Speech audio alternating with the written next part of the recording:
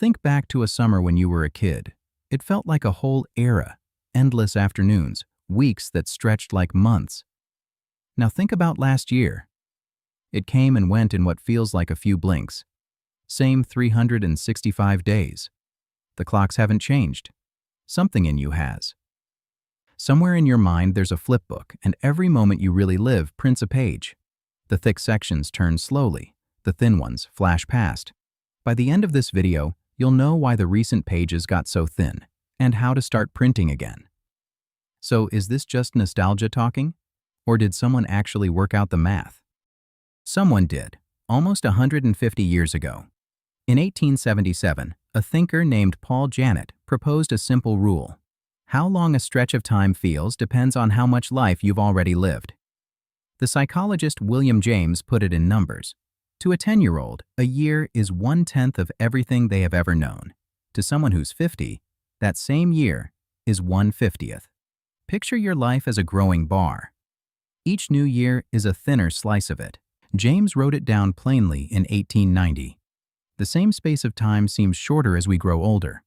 This feeling is so universal, it made it into one of the founding books of psychology. But here's the problem with the math. It treats every year as interchangeable, and your own memory says they're not. A week somewhere completely new still feels enormous, at any age. The fraction explains the trend line, but it can't explain the texture. For that, you have to open the flipbook and look at what memory actually keeps. William James had a diagnosis for that too. He blamed the monotony of memory's content, the way the backward glance simplifies as we age. In plain terms, it works like this. The first time you do something, your brain writes a lot down. Every detail is new, so every detail gets a page. But once something becomes routine, the brain records almost nothing. Why waste ink on a page it has already printed? And when you judge how long a period was, you're not counting the days. You're counting the pages. A childhood summer printed hundreds of vivid pages. First swims, first friends, first everything. An adult week of commute, work, and commute prints one page, photocopied 5 times. So last year didn't actually pass faster. It was recorded thinner. Time in memory isn't measured in days. It's measured in new content. That's the looking back story. But one physicist thinks something is also changing in the machine that takes the pictures in the first place. To be clear, this next idea is one physicist's proposal, not settled science, but it's a striking one.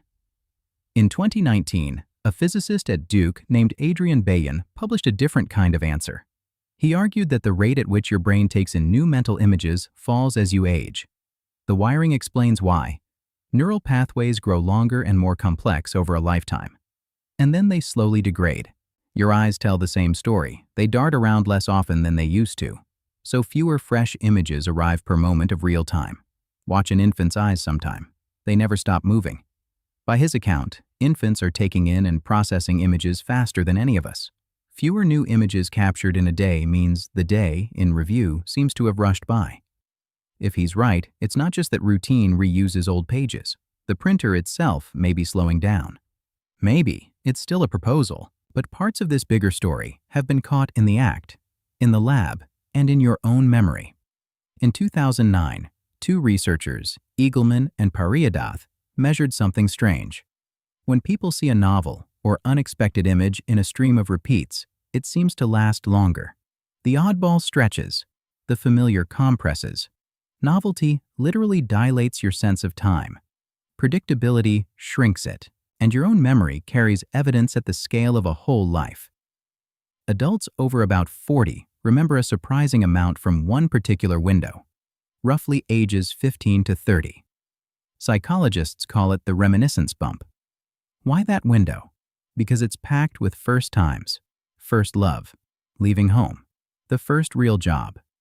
First times get enhanced encoding. They become the thick chapter in the book. Later, life is usually more stable, so it lays down fewer of those anchors. And here's the honest part. No single one of these mechanisms is the proven cause. The shrinking fraction, the thinning pages, the slowing camera, the oddball effect, the bump. Different mechanisms, all pointing the same direction. New experience makes time feel long. Repetition makes it vanish. And if every arrow points at novelty, then the speed of your time isn't fixed. There's a lever. The logic follows directly.